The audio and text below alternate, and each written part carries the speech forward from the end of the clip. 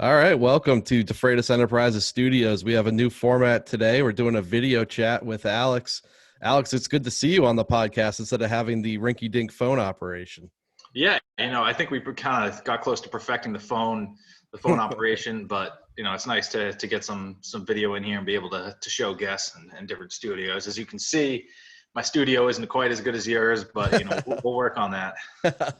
You got a good background, nice big room over there. You hanging in there during this COVID-19 quarantine situation here in Massachusetts? Definitely, yeah. My line of work hasn't been too affected, but I know a lot of people have, so Yep. definitely thinking about the other people involved, and obviously sports have been really affected. So glad we get to talk about that a little bit today. Yep. We're going to jump into that. And of course, before we do, definitely want to say thank you to all the healthcare workers out there. That's what's most important. And everyone stay safe, stay home. We're talking about sports, definitely not the most important thing in this day and age. However, it is a good distraction, and we hope to provide a little bit of entertainment talking about the return of sports. And then we're going to go in and talk a little bit about the Patriots offseason afterwards. So, Alex, to kick it off, talking about the NHL, I know you've gone through on most of the major sports and put together some research on what the plans were to return. How about you walk us through the NHL here a little bit?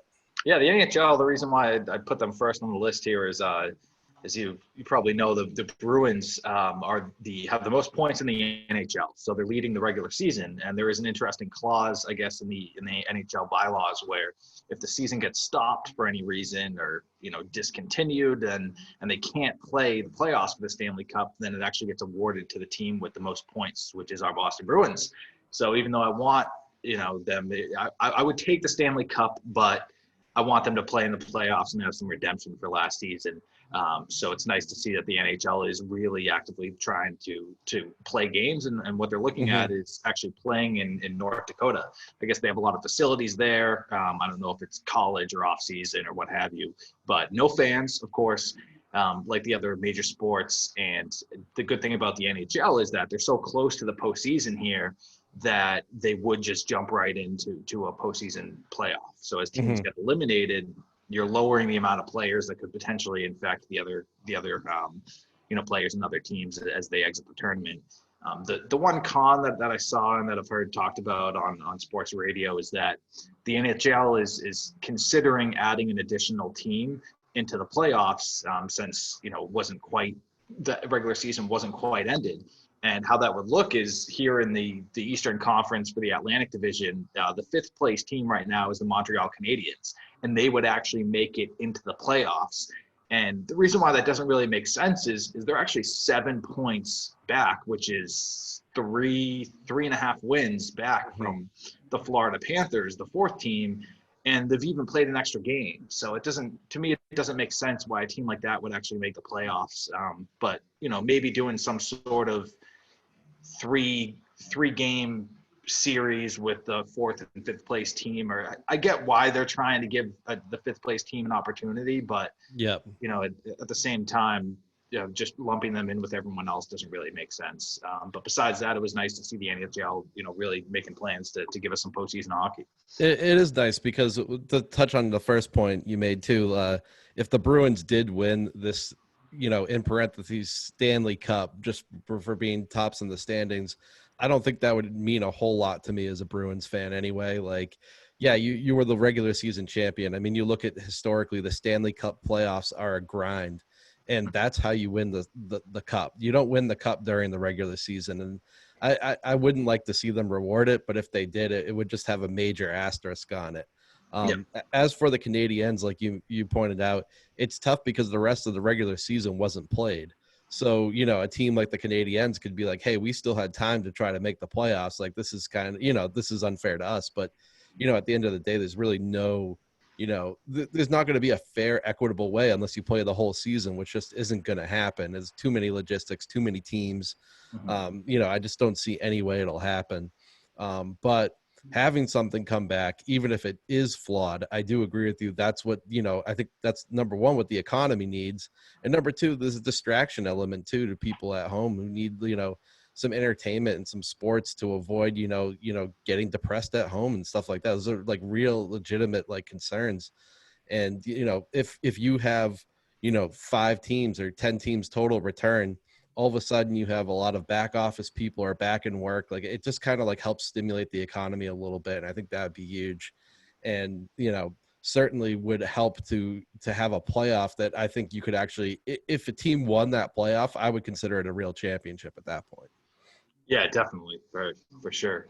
So it's a kind of a bit of an update on the NHL. Let's jump right into the MLB here. You might know a little bit more about how the divisions are going to work out, but the MLB is actually looking at splitting out into new divisions and playing games in either just Arizona or Arizona and Florida, primarily at spring training facilities. Again, no fans. The one major con here that I saw, besides people nitpicking divisions, were that players would actually be quarantined for the entire length of this season, which would be about 4.5 months. Yeah. And there's a lot of debate going out around there as well. They're getting paid millions of dollars, but, with mental health and, these are humans too. So to actually ask them to be away from their families for 4.5 months, playing a sport, not interacting with anyone besides their teammates, it is a big ask. So I don't know if you have any thoughts on the divisions and also the whole quarantining to play that regular season. So the first things foremost, I think of all the sports leagues, MLB has a chance to really like make something of this because their season hadn't even started. And I know we both like baseball, but the baseball season is way too long to begin with. So I think condensing the season could actually improve the product. So there's an opportunity there for the MLB. I don't love that. See, I haven't done a lot of research on the new divisions, but I don't love splitting into new divisions just because you lose a little bit of the rivalry that goes on in some of those common games. I would presume that have the Red Sox and Yankees in the same division, no matter what, orientation they put together. But let's imagine they didn't. Then I actually think that they're not. I'm not 100% sure on that. Oh, really? Yeah. Well, then that would just be absolutely brutal. I mean, that's a key rivalry. And at this point, look at the history of baseball. I just think that's one of the reasons the fans like to watch it, are these rivalry games and the games against your division. So I don't really see a need to like what the whole benefit of breaking into new divisions would be. But it does seem like we have a common theme here of, taking the sports leagues and bringing them to a location, Arizona, North Dakota, Florida, some of these places. Florida, I guess, though, is being hit hard. But I want to, like, not to bring it on the COVID-19 subject of this, caution that just because numbers are low in a certain region of the country, that could be, variety of factors. Testing could be low there. It could still be prevalent, So like, I'm not so sure, like, I understand why they're doing it, but like, I don't think there's really not going to be a perfect solution where you can reduce the risk. And let's say like you do go to Arizona and then, someone on the team gets it, the whole team gets it. What do you do with that team for the rest of the season? You just remove them from the schedule. It's kind of difficult for sure. Yeah, definitely. Just a little bit about the MLB. It'd be nice to see some, as you said. I totally agree that they have a big opportunity here. With people have been pushing the MLB to change some things, change the length of games, change even the length of the regular season, and they've been so reluctant to do so. So it's almost like their hand is being forced now, and it would be a shame if they didn't come up with something different than the usual here, and try and see if it actually works to make things better for them. So we'll jump in. Oh, absolutely. Well, I think one more point I'd like to make on Major League Baseball is, don't you think Commissioner Rob Manfred, now I don't want this to be mixed at all. I'm not saying he's happy about the current situation. Absolutely no one is. But it did take away attention from the cheating scandals going on between the Red Sox and the Houston Astros that I think have been beneficial to the league, because that whole topic was not very good for the league in general. And like now when they come back, after the seriousness that's gone on here with COVID, is anyone going to care about sign stealing? Like I could give two shits less, Yeah. Plus, with them not playing at their home stadiums, I think a lot of those things are going to be more difficult to implement. Yeah. Which is kind of a silver lining there as well. Mm-hmm. All right, we'll jump into the NBA there as mom in the background makes a ruckus in the kitchen there. Yeah, when she has a meeting, everyone has to walk on eggshells. But mine's work-related. My meeting's work-related. Yours is not. When we have one, But anyway, so the NBA is an interesting one. You know, they similar to the NHL, they were pretty close to the postseason. They weren't quite as close as the NHL was, I believe. What did the NHL have? Like a week left, or? Yeah, I know the Bruins had 6 home games left because I remember that came up and whether or not they're going to pay their employees and all that. Yeah, so the NHL was really close, which makes it a little bit easier. But the NBA wasn't as close. So I think you have the same issue with, well, what teams are going to make it in. One of the ideas that I've heard floated around, and it's just an idea, was to actually do some sort of March Madness style tournament, which I think would just be absolutely incredible. Even if it was, I'll be all over that. Yeah, 3-game series. Or 1 game doesn't really make, you know, you can always have an upset. So I don't think it should just be a 1 game, but even a best of 3, you know, little type March Madness tournament would be pretty amazing. But again, similar to the NHL, they're looking to come back just for the postseason. How they implement that, you know, we'll see. So I think the NBA is a little bit harder than the NHL, just from the star power. And one other thing is that the NBA, when you don't have fans, I feel like as a sport is one of the biggest sports that's changed without fans. Yeah, refs who are kind of influenced by the fans, and just the crowd makes a big difference in how teams play. Yeah, so that'll be very interesting to see what professional basketball is like without the impact of fans. I completely agree with you. That's the one sport where I always say, like, a home field advantage is very, very real in that sport because, you know, you have a ref in a loud arena being like judged for every little call on fouls and everything. And it just makes a difference. And those refs in particular seem to, I mean, not to throw stones or anything, but they seem to be more susceptible to that sort of, you know, crowd intervention than any other sport. So yeah, I agree. It'd make a big difference in the NBA. I got excited when you started talking about a March Madness style, even like a 1-game March Madness, like maybe don't even call it the NBA championship, but like just to put it on to, like, you know, make some money and, like, you know, help, you know, people are going to have jobs with this too. I always keep going back to that's what's so important here. And it would be wildly entertaining. Like for a 1 game, I'd watch every game if there was an NBA like March Madness style, whereas NBA playoff 7-game series where it's like, you know, the first round of the 1 seed versus the 8 seed. Like, I'm not even tuning in for a second of that game. Yeah, exactly. You know who's winning the series. It's pointless, but a 1 game, it'd be incredible. Yeah,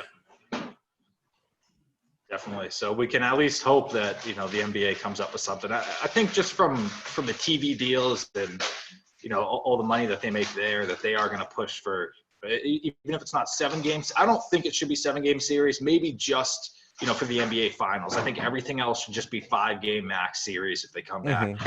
But we'll see how much they want to budge there. Yep. You got anything else on the NBA? I think that's about it for the NBA. I need this March Madness style tournament to happen now. Yeah, that'd be pretty incredible. But, you know, I've just heard it on the radio as an idea, so I don't think it's really going to come into fruition, but I would be all for it too. Awesome. Jumping into the last one, you know, the focus of the podcast today, the NFL. And this is kind of the most interesting one to me because this is obviously, I would say, the biggest professional sport, you know, probably the NFL and the NBA. And I think the NFL is probably the biggest professional sport here in America right now. And their league doesn't, I mean, the offseason has started and we have the draft and then eventually OTAs and things like that. But the actual regular season league doesn't start till the first weekend of September. So they have a lot of time, but we have no idea what's going to go on with how this virus is spreading and what it's going to be like at the summer and then the beginning of the fall. So I've heard some rumors that, you know, it could get pushed back into November, but the big thing here is I don't think the NFL, let's say it does get pushed back to November, I don't think it's affected that much because you have this period of time between February after the Super Bowl, March, and then April, the draft's in April, where there's not much happening. You know, the coaches are doing off-season stuff. They're looking, scouting, things like that. But as far as players and the league, nothing's going on. So if you were to kick it 2 months to start in November and then end in March or April, I think it would actually be fine. But beyond starting in November, if you had to start in December or January, that's when you're really going to run into trouble with, carrying over into the 2021 season. Yeah, I think you have about a month and a half of, open time there that really is like player vacation time and all that after the season in February. For sure, you have the rest of February and March, I think, is pretty open. I think you even have the possibility of pushing the draft next year into the summer if you have to. So just because I could see teams like the Patriots like complaining because, Bill Belichick is the GM and the head coach. So he wouldn't really be able to be involved in a pre-draft process if the season went all the way up until April and still draft in April. So, but yeah, no, they definitely have a lot of flexibility, and the fact that, football can be played through the winter. It can be played in terrible weather. It doesn't matter. Fans, especially in the cold weather outdoor, climates, don't really care. We go to January games. We'll go to a February or March game. It's not a problem, So yeah, I agree. The NFL has a lot of flexibility. Right now, they're trying to stay on schedule. But I think the biggest challenge there is, OTAs aren't going to happen this year. Is training camp going to get pushed back? And as you push all these things back, is it realistic to start the season in September? Even if, COVID-19 is gone in September, there's all that buildup that you just didn't have. So it is a little bit challenging. Yeah, one of the other things too is that the NFL has floated. I know they're I'm not sure where it stands on it, but putting in the extra game into the schedule, and the NFL, the preseason, there's a game or two. I know that the third preseason game is kind of the one where you see the starters a lot, but I think that's even now changing, or maybe the second one. But there's between the first and the fourth one, there's really not much going on. It's a lot of backups. It's a lot of guys just trying to get their feet wet and coaches trying to get more film.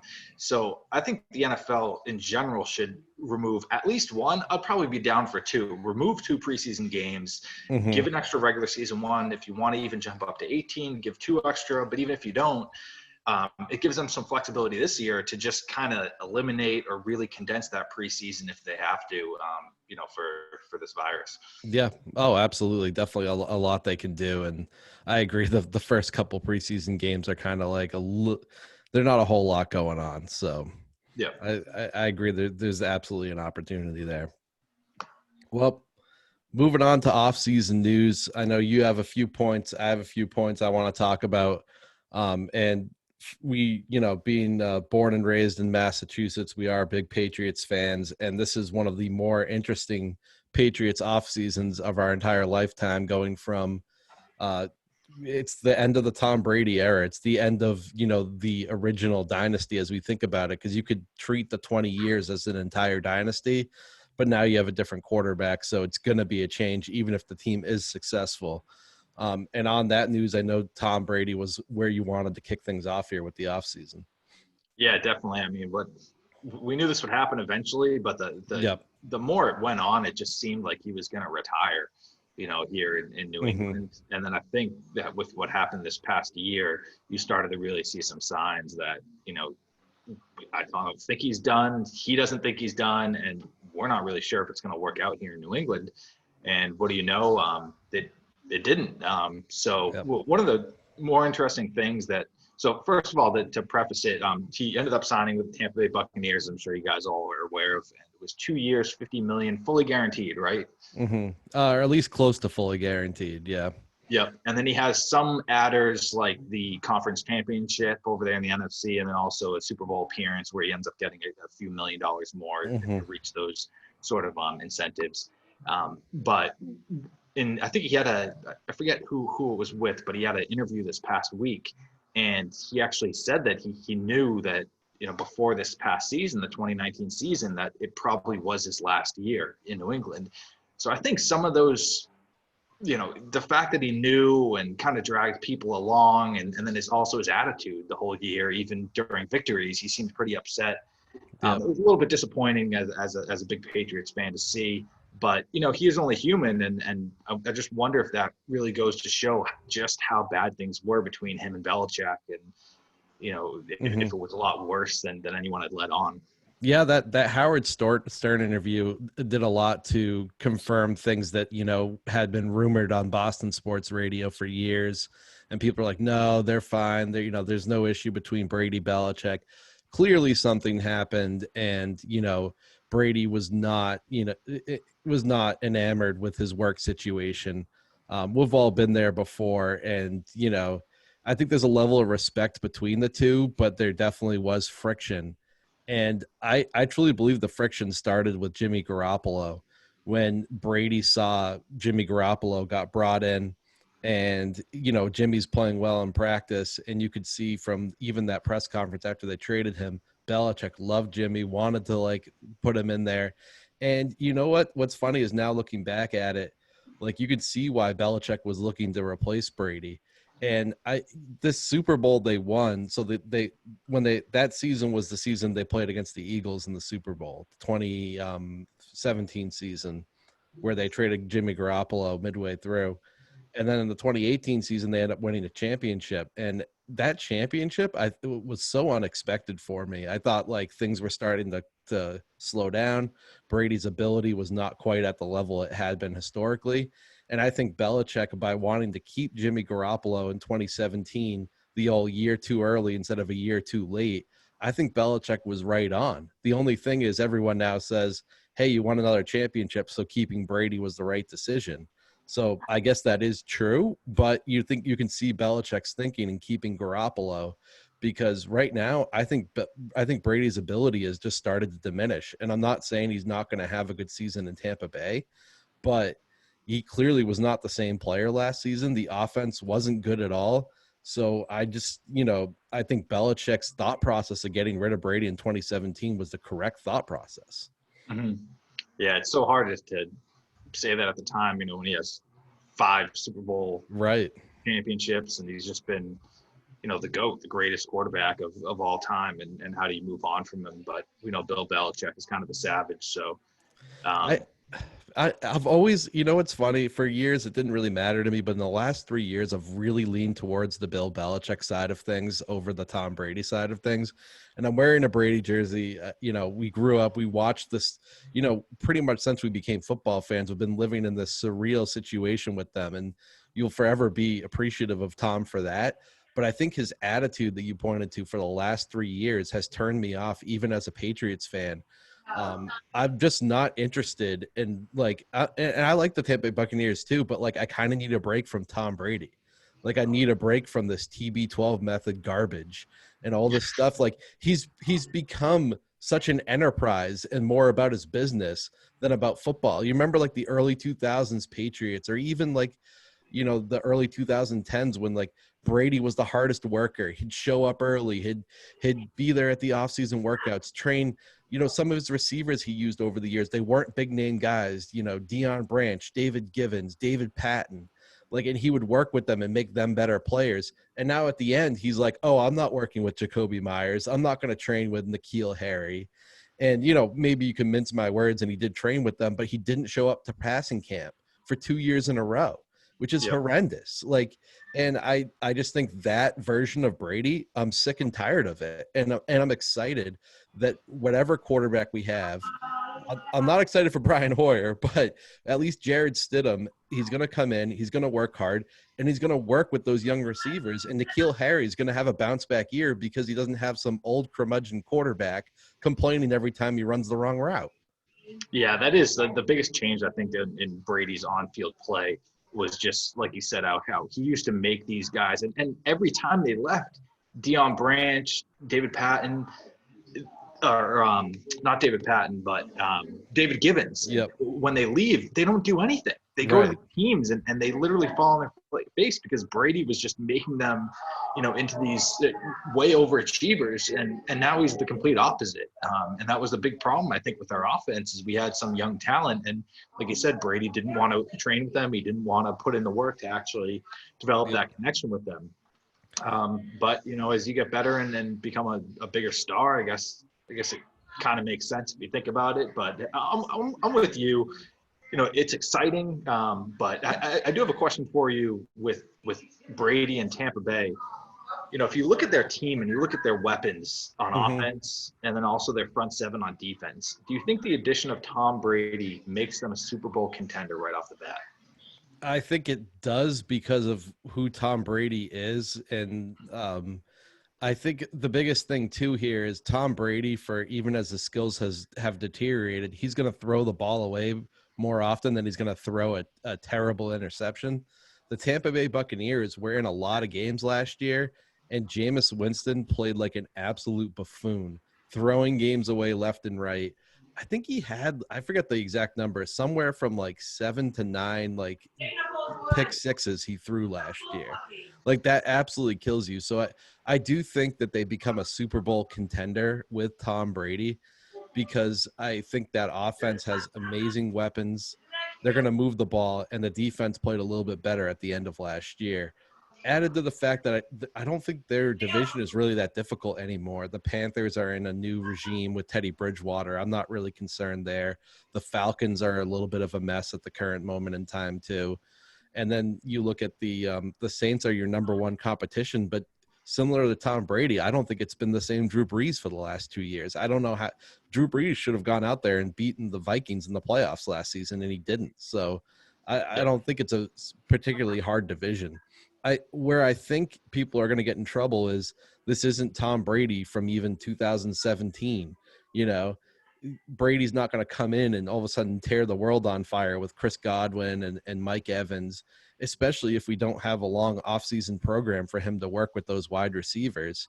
And the other thing is too, Mike Evans and Chris Godwin, yeah, they've been fantastic in their careers, but they haven't necessarily had to run precise routes for Jameis Winston. Jameis Winston is more of an improviser and will thread it into tough situations. And Tom Brady's not going to do that. If we know if Mike Evans can run, a precise timing route? Like, I don't think we do. Like, I'm not, throwing shade at Mike Evans, but we don't know Chris Godwin's going to run the right route for Brady.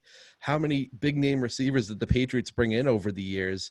They might have been past their prime, but like players where Brady was like, I can't work with this guy. Example, Chad Ochocinco. Like, he came in and Brady couldn't work with him. He wasn't running the right routes, and he was an elite receiver, like, a couple years before that, or at least still had some ability, and he couldn't work with Tom Brady. So I'm not convinced that just because those are good receivers, it's going to be a good match for Tom.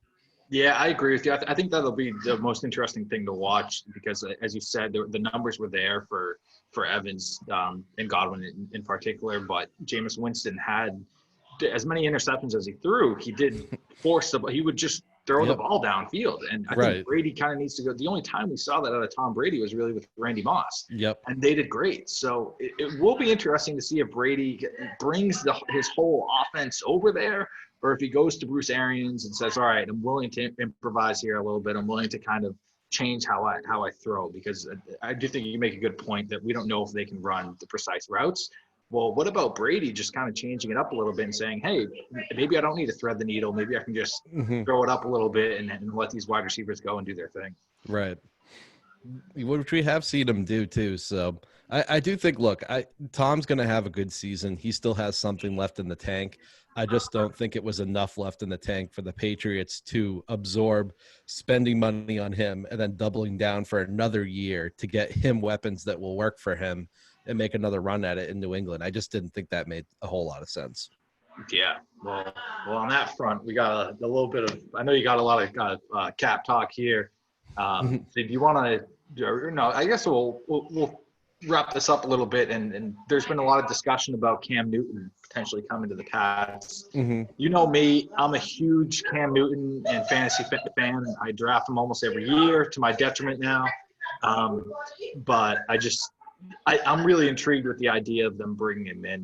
The reason why is, I hope Jared Stidham is the next guy, but even if you look at Tom Brady, the greatest of all time, in his second year, he ended up coming in for an injured Drew Bledsoe. So he didn't even get the keys in year two. And the idea that we're just going to give Jared Stidham the keys in his second year, I just don't know if I'm as thrilled about that. If we can get Cam Newton on the cheap, even a 1 year ideally, kind of prove it deal, have Jared Stidham sit behind him, and if Cam goes down with his foot, or a shoulder injury or any of that pops up, or if he just starts struggling, then boom, put in Jared Stidham. But this idea of just giving Stidham the keys, without him proving anything in year 2. I just don't know if I'm in favor of that. It's funny you noted that up here at the bottom of our doc we have for this podcast. I noted at the bottom that I still like Cam/Andy Dalton as an idea. I also agree. I don't think Jared Stidham right now is ready to be the starting quarterback of the New England Patriots. I think they can go out and be a serviceable team with him playing quarterback, and he'll get better as the season goes along, much like a Matt Castle in 2008. But I think if you can get Cam Newton or Andy Dalton for pennies on the dollar, and you can have them play one season, rehab their value here, then all of a sudden, like, you have a potential asset too. If they play really well, you can franchise tag Cam Newton and trade him to another team next offseason or something. So I think there's a huge opportunity to rehab for Cam Newton to rehab his value, and for the Patriots to potentially, have Cam Newton as an asset to trade next season if they like Jared Stidham, or if Cam Newton all of a sudden looks really good, then maybe he's the option too. I think what we forget with Cam was that 2 years ago, he looked really good, and he got injured in the preseason game against the Patriots last season and was never quite the same. It took him a while to recover. He never it seemed like he never fully got back to full health, and maybe there's a long-term issue there. But, there's also the element of, if you're Cam Newton, you probably have something you want to prove, and maybe he could play at less than 100% and still be a good player, So I'm interested if you can get him for, $3 million or under or something like that. It would have to be something cheap given the Patriots cap situation, which we are going to go over, but I think, why not? I mean, if you have Cam Newton and like his injury is a big question mark, but there's also the upside of you could be a contender in the AFC if it hits with him. Yep, definitely. But yeah, I think the toughest thing right now when you look at Cam Newton, and I'll talk about Dalton a little bit too, is with Cam Newton, when the whole COVID-19 situation going on right now, teams can't give him a physical. Right. So he's just like, you're not going to sign Cam Newton for anything near what he wants when you can't give him a physical. And, he maybe at some point here, he's going to want to take a cheaper deal to rehab his value, but you can understand from his perspective, not signing right away when the offers just aren't there, So yeah, it's interesting to see, he cleared he did go to waivers, right? Yep. He's free now. And he cleared waivers, and just to see, I mean, we haven't even heard anything about an offer or anything. I know I heard from one of my friends that he's asking for a lot. I'm not sure exactly what he's asking for, but but to not see any offers on him, I think is pretty surprising. I mean, this is a guy who 5 years ago was the NFL MVP. Brought them to the Super Bowl. Granted they got demolished, but he still at least brought them to the Super Bowl. And I just think that if you build up the defense, which the Patriots have done, they have an aging defense, but they still have a good defense. You focus on the running, doing a little bit of play action. I think he can make them, I wouldn't say Super Bowl contenders. I mean, when you look at teams like the Chiefs or even the Ravens, but he should be able to make them a playoff team that, with a couple wins could be right back there. Yeah, and, the one thing people don't think about a lot with Cam Newton, I think is unfair, is he protects the football well. A lot of people think I think there's a stigma, unfortunately, with mobile quarterbacks where sometimes you think they're prone to making mistakes, but Cam Newton's not like that. He's a very, very smart player, protects the football well. And, I do think he could work if he was healthy in the system. To your point too about, hearing that he's asking for too much money, I think the fact that no one's really signed him pretty much tells you that too. It's just because if he was willing to take a discount, I think teams would go in even with the injury risk. We saw that with Todd Gurley too. You can't really give Todd Gurley a proper physical right now, but if he's willing to take less money, you're like, oh, what the heck? It's worth the risk. Right now what Cam Newton's asking for isn't worth the risk. So, And then on the Andy Dalton side, to touch on that quickly, I think he's a tough player, and I think that Peter King quote they keep playing on 98.5 The Sports Hub. They're like, hey, He's a football player. And I kind of like that about Andy Dalton. I think he's a tough player who can go out there and in the right system protect the football and make plays happen. Of course, lately in Cincinnati, they've kind of had him airing it out and he hasn't protected the football, but I would be intrigued by him. The thing is that Cincinnati's playing hardball there. They're trying to get something out of a trade for him. I think similarly to last year, you're going to see a lot of movement around the draft time when the Dolphins were like, or not the sorry, the Arizona Cardinals had Josh Rosen, and you knew they were drafting Kyler Murray, very similar to Dalton and Joe Burrow this year. And then it took until the draft day round 2 for the Cardinals to finally be like, well, we can't keep Josh Rosen around and have Kyler Murray. So like they dealt them to the Dolphins. I think it's going to be a similar situation where the Bengals are biding their time, but the Patriots are looking at it and they're like, what other team really needs a quarterback? Like the Patriots, the Chargers, that's pretty much it for this season. So they're like, why should we rush out? Like we'll get whatever's left off the scrap heap for cheap right before training camp or something. And I'm convinced that's their plan here. So I think that's why you haven't seen a lot of movement. And as a good segue, another reason you haven't seen a lot of movement is the cap space the Patriots currently have, which for all intensive purposes is not enough. Right now, they're sitting at $1.1 million of cap space, which isn't enough to sign your draft picks. And you need a certain amount of cap space during the season to, pick guys up off the street that you need to fill your roster and make, in-season additions. So their offseason is 100% incomplete right now, and a lot of it has to do based on timing. And then also, like, you need to see what you get in the draft before you make decisions on some of these players and some of these veterans. But I'm going to go through a few here, Alex, and I kind of want you to give your opinion on each and whether you think they're worth the current cap hit, whether or not you would look to move on from them, etc.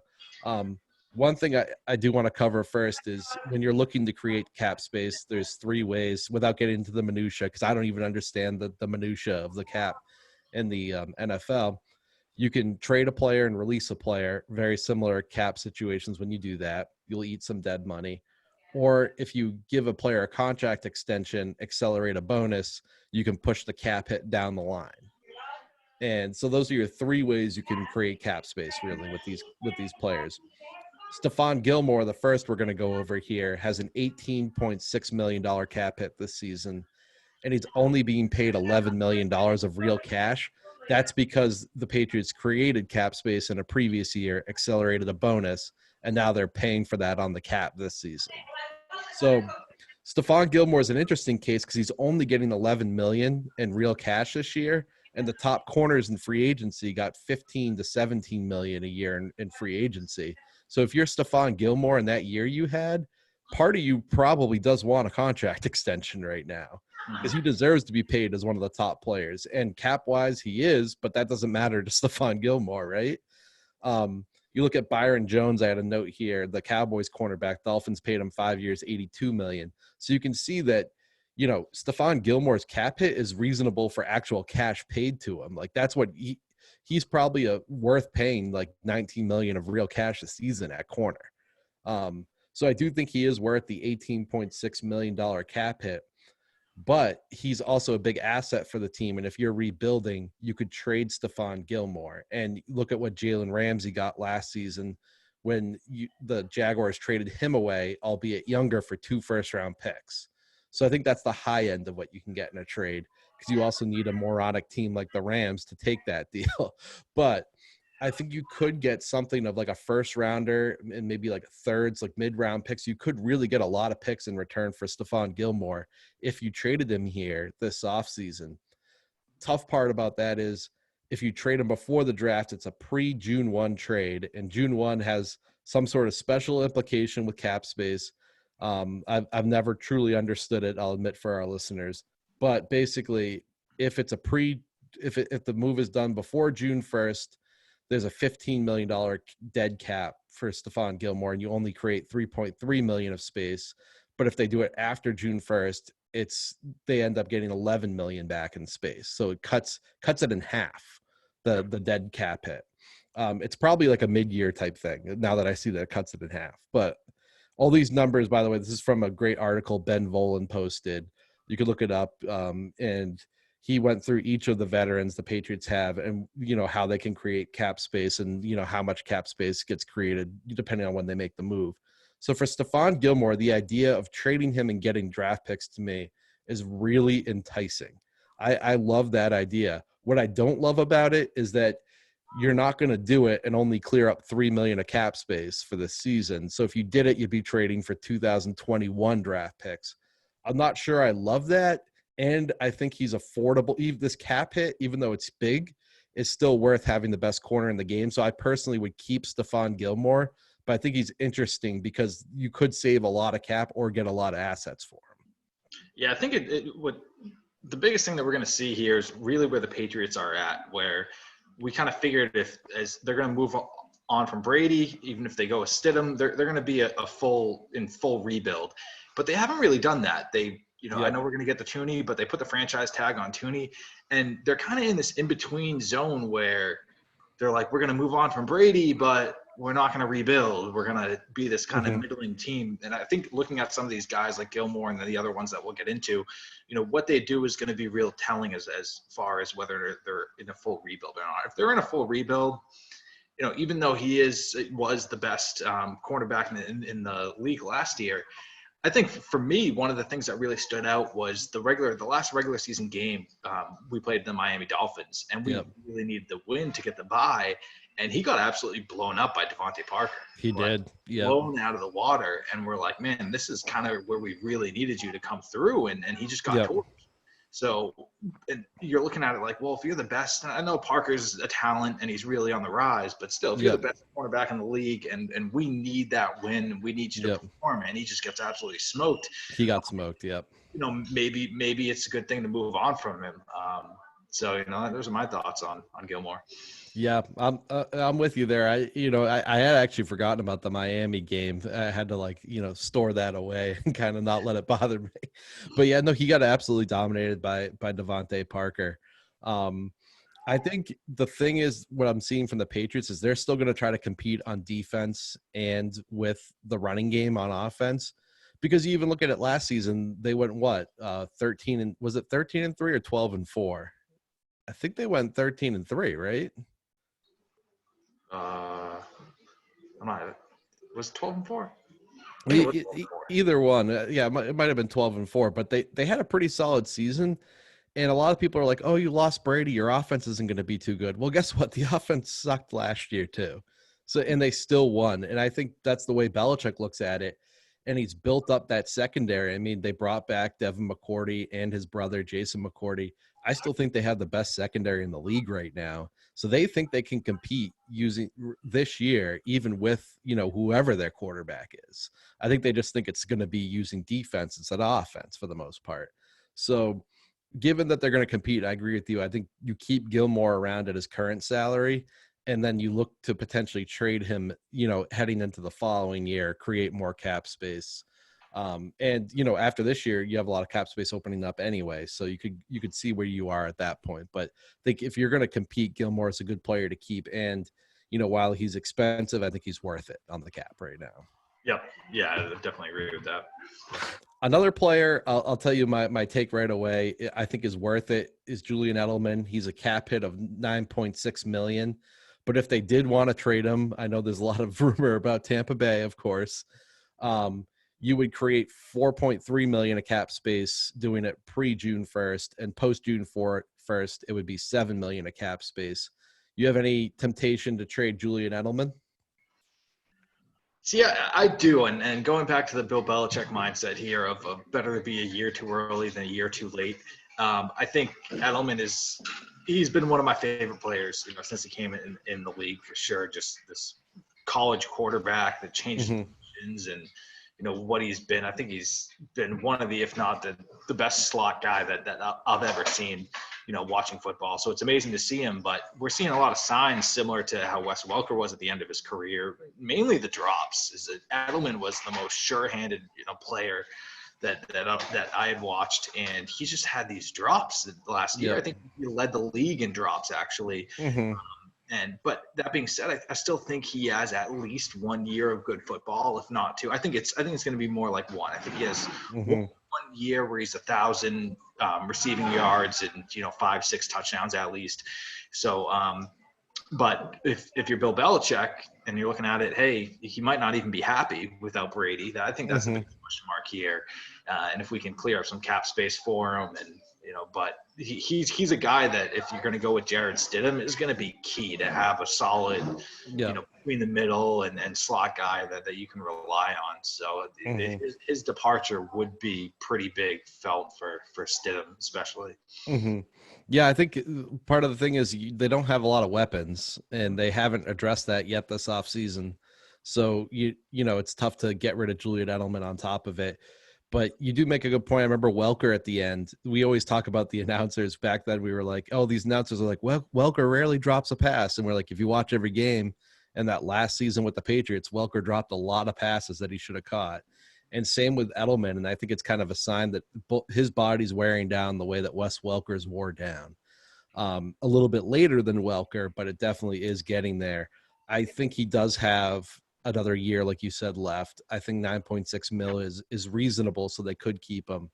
But if you do get it in a pinch, he could be a decent option to move on from. I think with Edelman, it's going to be what do they get in the draft, what's available after the draft and free agency, because they haven't been active in free agency so far, other than to add some special teamers and a little bit of defense help, because of the compensatory pick formula. And right or wrong, the Patriots really consider, especially if you lost Tom Brady, Kyle Van Noy, all the players they're losing, they're going to get a lot of compensatory picks back next year. They're trying not to mess up that formula. And if they make their moves later on, they don't mess up the formula as much. So I think when they see where everything lies, then they'll make a decision there. But I also do think we're going to go through other names here. They're going to be more intriguing than Julian Edelman to move on from. Yep. One of the most interesting ones on the list here, and we'll try to get through this. We've been going a little bit long, but I think that's fine. We'll try to speed it up a little bit. But Dante Hightower is interesting to me because right now he's at $12.445 million against the cap. But if you release him, there's no dead money. So, or I should say there's not no dead money. There's not a lot of dead money. If they moved on from Dante Hightower today, of that $12.5 million, $9.5 million would be cleared on cap space, which is pretty big. The thing with Hightower is you could extend him too, but he is getting a little bit older. If you extended him, you could push some of that, cap hit to a future year. And much like Edelman, we're seeing a lot of these, or the first two we did, these are their higher salary cap hits, but they've all been reasonable. I think, Gilmore's reasonable at his 18 million. Edelman's reasonable at his 9.5 million. And I think Hightower is reasonable at 12 and 12.4, because you look at what linebackers got. Kyle Van Noy got 4 years, 51 million, 30 of which was guaranteed. I mean, 12.5 million is what you would pay for a player of Hightower's ability on the open market. So I think it's fairly reasonable for him. There's definitely options you could do here. And I just think when you lost Kyle Van Noy, you lost Jamie Collins, you're really going to hurt the defense if you get rid of Dante Hightower too, and you need his leadership there. I would keep him at his current salary. He's just very interesting because he's one of the players that we're going to talk about here where you get a lot of that money back if they were to trade him. Yeah, I completely agree with you. I think the fact that they moved on from Van Noy and Collins, it kind of forces their hand here a little bit. It would just absolutely decimate not just the leadership that he is, but just, the whole linebacking core. So you wanted to keep at least one of those three guys. I kind of wanted it to be Kyle Van Noy just because he's younger. Yep. Hightower has surprised me because I remember we were talking 3 or 4 years ago and we're looking at him in pass defense in particular, and we're like, this guy looks slow. He looked, he couldn't keep up. And then he's had such a renaissance the past 2 years where he's been as good as he ever was. So it's kind of, he is getting older, but, playing that middle backer, the speed isn't as big of a deal. Yeah. But I agree with you. I think that the fact that they lost 2 linebackers already, they kind of have to keep him. But if they're full rebuild mode and you can actually get a pick for him and clear up the space, then I think you move on from him. But Right. they want to, again, all these players comes down to, do they want to compete? Do they actually think they're going to compete this year?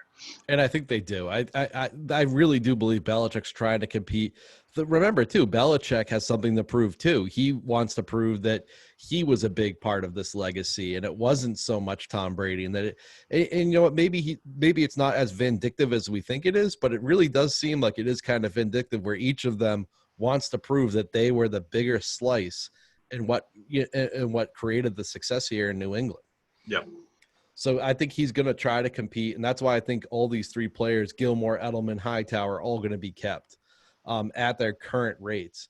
The interesting player here now that you brought up earlier, Joe Thuney, because something needs to happen with Joe Thuney.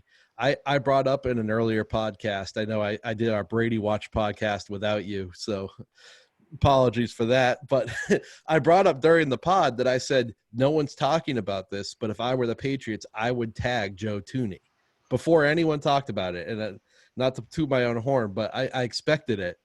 And well, I didn't expect it, but I said, like, I don't know why it's not being talked about.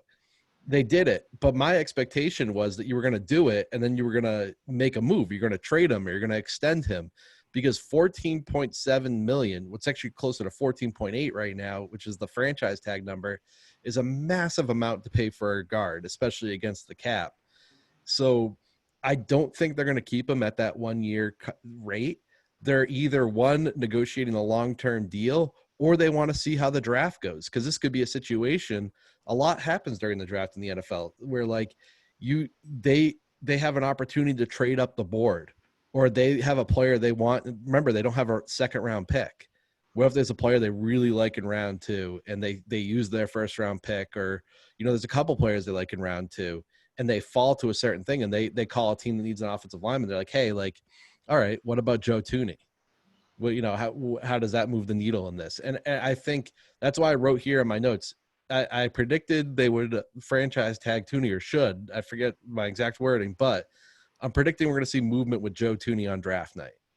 I don't know what direction it's going to go, but they really need cap space. I think they've been negotiating with him, but my theory is that the one thing holding up negotiations is, how can you negotiate with them in terms of what you want on a long-term deal with Joe Thuney when you don't quite know what you could get back on draft night for him? Yeah. So I think you're going to see either one, he gets traded on draft night, or two, he gets a long-term extension on draft night or soon thereafter. So what's the July 15th note that I see here on? So they franchised him, so he didn't go into free agency. Yep. But what is that franchise tag null and void if they extend him? So the franchise tag, yeah. So you do a franchise tender. He signed the tender, so he's on a 1 year, $14.781 million deal. With franchise tag players, you can work out a long-term deal where the franchise number, that 1 year deal, gets scrapped, and you just do the long-term agreement with them. And they have until July 15th for that? Exactly. They have until July 15th to agree on that. Okay. And I believe, too, if they traded him on the tender, the team that traded for him would have until July 15th to work out a long-term extension with him as well. Okay. So I would think that with Joe Thuney, my theory there was just, if it goes past the draft, I feel like they're going long-term deal with him, which I would be fine with. He's played, I think he's played every game since he's been in the league, or like started every game. He's very reliable. If you have Stidham or a young quarterback, you want a strong offensive line. So I'm all over that.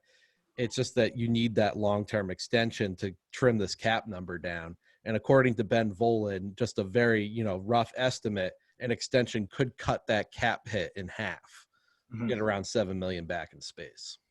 So I just think that that's the most obvious way to clear cap, because you can keep the player and you can trim it, which really hasn't been one of the scenarios in the earlier ones. The previous three went over.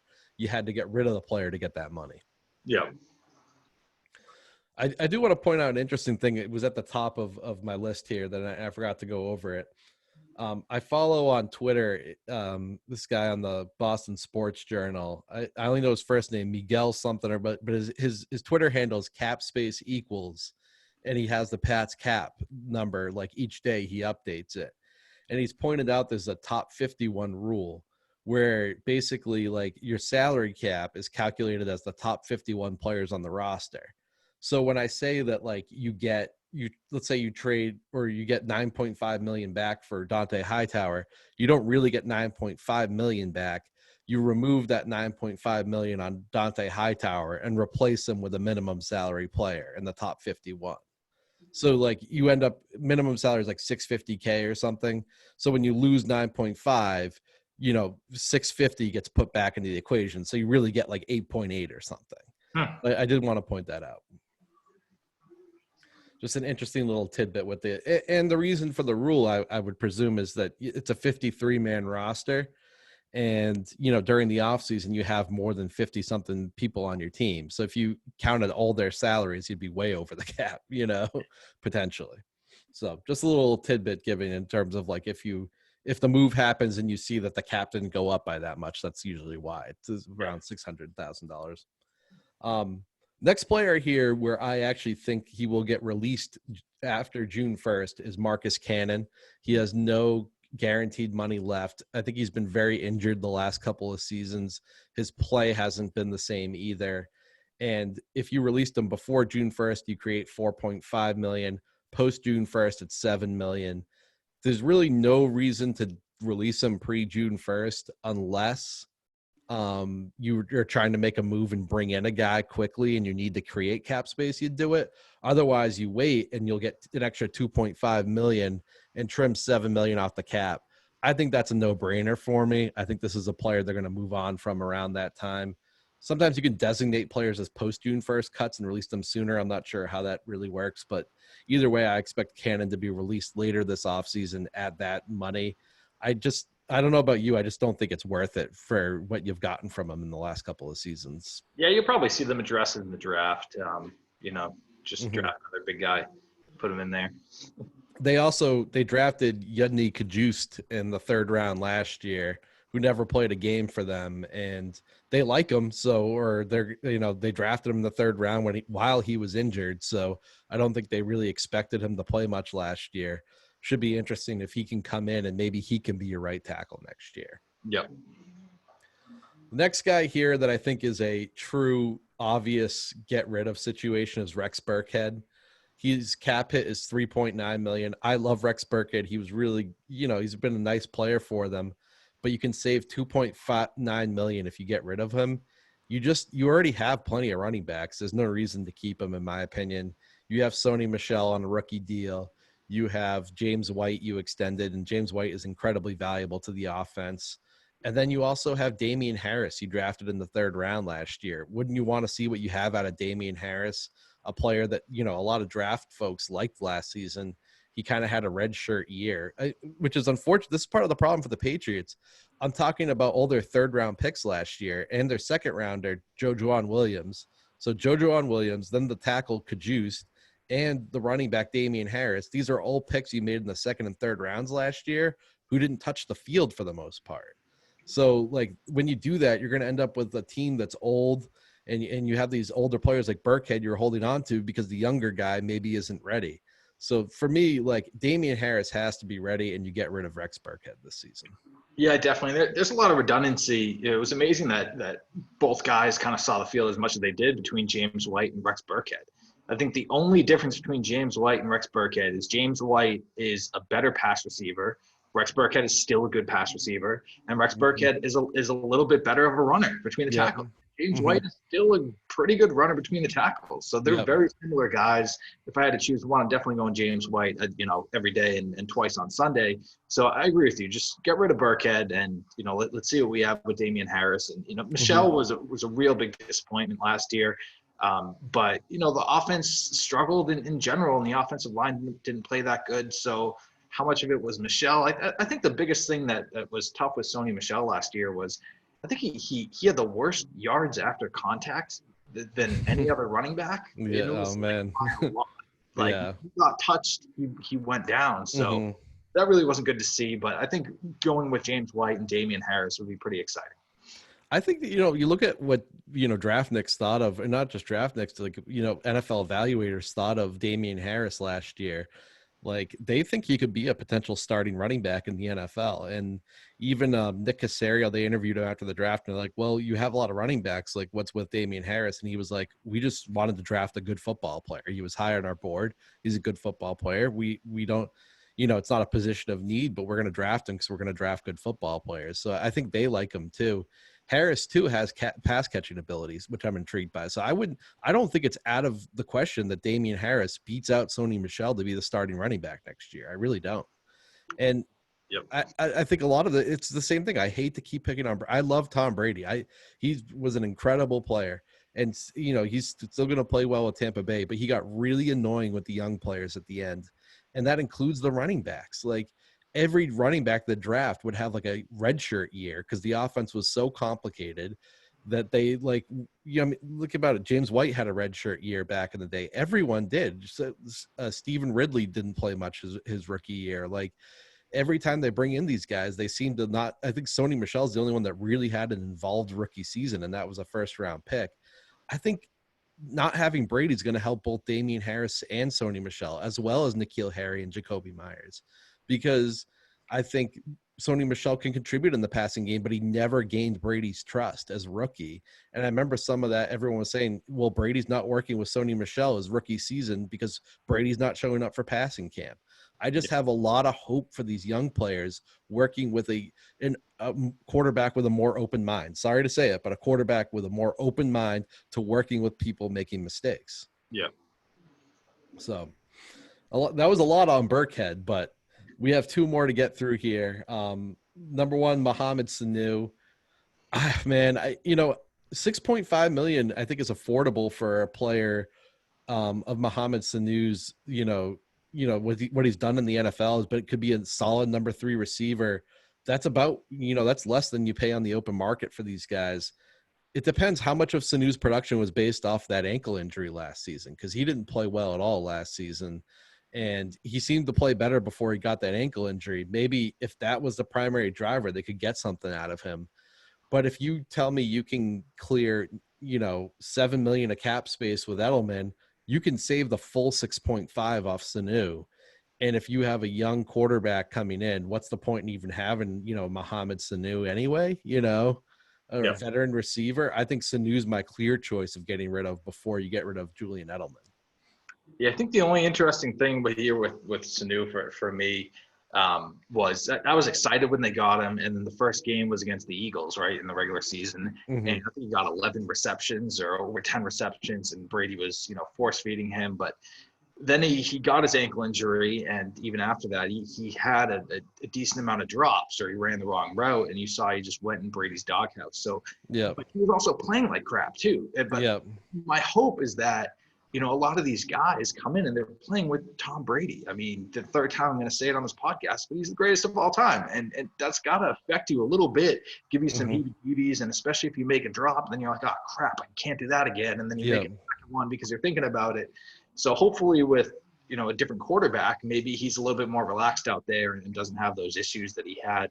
I do think $6.5 million is pretty affordable too, but if they draft a wide receiver too, I'm going to say, you know what, move on from Sanu. Let's go with N'Keal Harry, Julian Edelman, and whoever they bring in.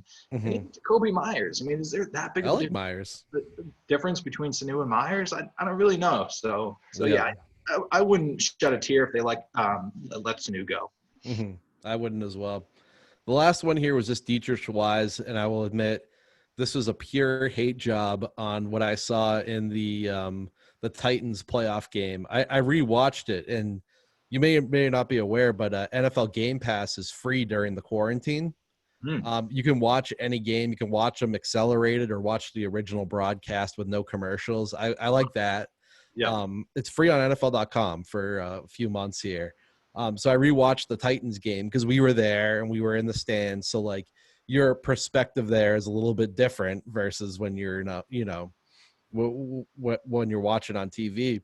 And the one thing I remember hearing on the radio the following day from Ted Johnson was Dietrich Wise was getting abused by especially by Zach Conklin, the right tackle.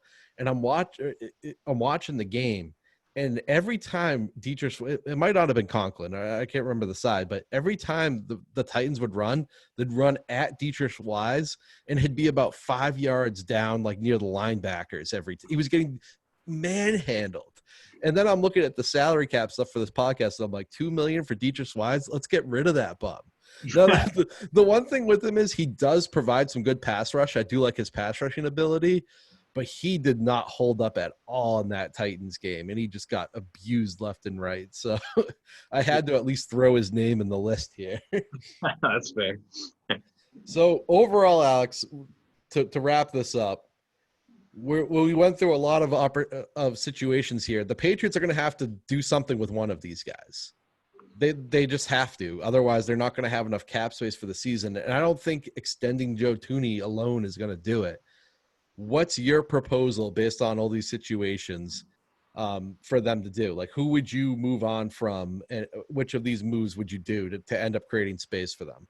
Well, especially like you want Cam Newton. If you want Cam Newton, you need you need at least $3 million. I don't know what he's going to go for. Let's say Cam Newton goes for $6 million a season, right? How are you creating the space? Yeah, and then get rid of Sanu. I think depending on how much you need, the two that stand out are Mohamed Sanu and Marcus Cannon.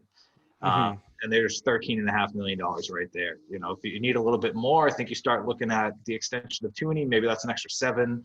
And then in the grand Wise, I think is already out. So, but that's only a couple million. Next one for me would probably, unfortunately, be Donta Hightower.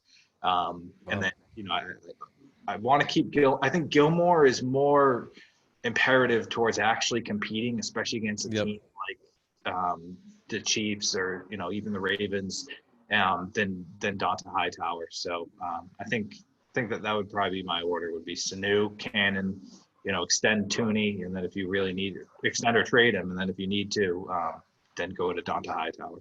Yep. I think I'm the same way. For me, like, I know it might sound a little stubborn. I don't want to touch Gilmore, Edelman, or Hightower right now. Like you said, if you do the post June 1 on Cannon, there's $7 million. You do the Sanu, there's another 6.5, 13.5, like you were saying. And then extending Thuney, you get another around $7 million. I think that's, you know, that's the way I want to go. I would absolutely get rid of Rex Burkhead. It's time to see what Damian Harris can do. Running backs are so cheap. Like, you don't need to pay Rex Burkhead $2.9 million. Bring in a rookie, draft one in the 5th round or something to compete. Like, I just think there are so many options where you don't need to pay a running back like Rex Burkhead still. Yep. So we're just about at the end here. I think the only couple of points I want to touch on quick is, I don't know if you've seen this mentioned about, but I've seen it all over football Twitter, that this draft is receiver rich, to the point where they're saying prospects that normally would be picked in the 1st round at receiver are going to end up moving into the 2nd round, you know, getting closer to the 3rd round, because there's so much receiver talent in this draft that, you know, teams aren't going to draft them as high because, like, the volume's just there. And I think the Patriots need to go back in on that. I think N'Keal, I still believe in as a 1st-round pick, but you need more than N'Keal. And if the receiver position is as deep in the draft as everyone is saying, I think you need to get your piece of that. And my other point here is that tight ends, the tight ends in the draft are not getting high ratings right now. It's very thin. So for me, instead of overpaying to get a tight end who, like, you could get in a later round in other years, I would try to just change the offense and go a little bit more towards the receivers in terms of the weapons. Of course, you know, you're trying to run the ball, so tight end's important, but I would definitely go more towards the route of drafting a receiver to rebuild the weapons than drafting a tight end, given the situation. Yeah, I mean, on that front, though, one thing to consider would be, you can get someone else in the 1st round then and still get a 1st-round talent receiver in the 2nd, beginning of the 3rd round. The one guy I really want, Thaddeus Moss, baby. You know, one, he played really good, but 2nd, I mean, he's Randy Moss's kid. So yeah, I really want him. We need a tight end, but if he doesn't fall to us, or if it doesn't make sense, then, you know, going wide receiver does make sense. Just the history of the Patriots, though, and I think some of it was Tom Brady. Maybe a good amount of it was Tom Brady. Yep. You look at these wide receivers that we draft, and we're like, how do you miss on it, or how do you pass up on these other guys? You draft who have drafted the past 10, 15 years. So I'm really bitter about any time I see us draft a wideout. I'm like, just to have a little bit of wide receiver PTSD from the Yeah. Patriots. Oh, it's understandable. I mean, Aaron Dobson, Taylor Price, Chad Jackson, it never quite worked out. And then everyone's a little heebie-jeebie about N'Keal Harry now too. So you don't know what you're getting. Part of it may be Brady, but you're right. I think I heard, one of the things Belichick has said in the past was that it's hard to evaluate the wide receiver position in college because the offenses aren't quite like the passing game is so different from college to NFL. And I know I read an article this offseason that N'Keal Harry he went from, not running many routes in Arizona State to like trying to run precise timing and option routes with the Patriots. So it just takes time at that position because of that. Yeah. That's the other thing with the rookie receivers in general in the NFL. You see them; they tend to perform in the second half of the year. Fantasy football tip, wink, wink, versus the first half of the year as they get used to it. And N'Keal, without being injured in training camp, less time with Brady, I think that really hurt him. But you're right; it's a tough position to draft. It's a tough position to evaluate. Going out of the draft. So. I'd like to see another one. I don't know. I wouldn't want to spend the first round pick, but I guess my ideal scenario is they trade down from 23, get a couple of second round picks or something, and then, draft a receiver who fell, and then, draft a linebacker who fell. Like that's kind of what I would like to see them do in the draft. Would you go Moss at 23 if he was available? Thaddeus Moss? Yeah. Yeah, he's actually being projected as a 4th or 5th rounder from what I've seen. Really? Yeah, so he can be affordable, and they have a lot of 3rd round picks. I think he'll be there in the 3rd round while we have our compensatory picks. Nice. So go. I guess the last thing I do want to say, and like this is like classic. I always get overexcited about their moves, and I buy the Kool-Aid really quickly with their offseason moves. I love the additions of Adrian Phillips and Danny Vitale. Adrian Phillips is the safety from the Chargers. I've seen him a little bit before. He's kind of like a Patrick Chung type, where he's a special teams maven, but he also can play sub linebacker and can play both safety spots too. They say everything from the Chargers that he's a very intelligent player. He's big. He hits hard. My favorite football player of all time is Rodney Harrison. And like when I see that type of like player and build, there we go. I get excited. I'm excited to see what Adrian Phillips can do in this defense. I think he'll be much better than Deron Harmon, who I always thought was annually overrated. Yep. And I think they put a decent amount of money into Phillips. It was like a 2-year, $7.3 million contract. So they like him. And I like him too. The interesting thing is that we talk about tight end, and I think they made an under the radar addition because he comes up as a fullback, is Danny Vitale from the Packers. And Aaron Rodgers had a really funny quote where he was like, I don't want to be disrespectful, but when we got Danny Vitale, he's like, I was surprised how athletic he was when he actually hit the field. He's like, I thought he was a gym rat, but he's like, the guy can run. And to throw a Madden reference, he's like an 84 speed, 82, 84 speed in Madden fullback. Wow. But he's actually more of like an H-back, like fullback tight end hybrid, where I think he could be playing a lot of those like off ball, like off the line tight end position for them. And I know everyone wants them to add a tight end, but I think they added this guy who's like a fullback H-back who you're going to see do some of that, when they used to split Devlin out wide. I think they're going to do that with Vitale, and he's actually a really athletic guy. So I'm excited to see what he can do in that offense as well. Yeah, definitely. So, but like I said, I always take the cheese with these off-season additions. So just wanted to point out a couple of guys stood out to me that I did enjoy. The eternal optimist. All right. Well, we'll wrap this up under this new format where you've hopefully seen both of us. We're recording it. We're going to see how it comes through. We hope you enjoyed that. I can actually end the pod and still have Alex on, which is more interesting than our end and we're done. But yeah, we're at the end here. Thanks for joining, Alex. We'll do more of these. And I got the DeFreitas Enterprises here in the studios. So go Pats, and everyone stay safe out there. Thanks for having me. All right, absolutely.